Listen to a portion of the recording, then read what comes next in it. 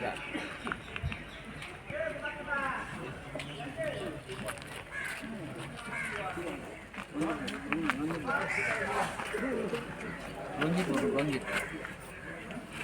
আমরা all India migrant workers অ্যাসোসিয়েশনের পক্ষ থেকে ধূপগুড়ি রেল স্টেশনে আমরা এখানে একটা ক্যাম্প করেছি, শিবির করেছি।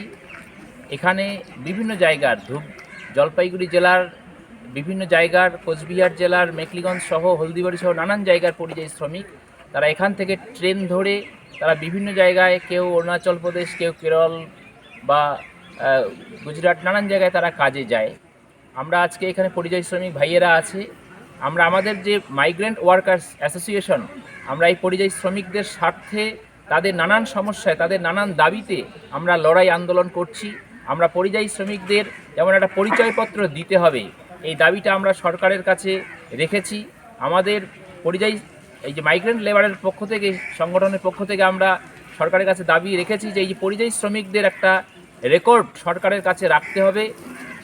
পশ্চিমবঙ্গ সরকার ইতিমধ্যে এটা শুরু করেছে, এবং শুধু শুরু নয়, এটা যাতে কন্টিনিউ তারা রাখে, একটা রেকর্ড তারা যাতে রাখে সরকারি খাতায়, রেজিস্ট্রেশন যাতে করে, সেই দাবিতেও আমরা লড়ছি।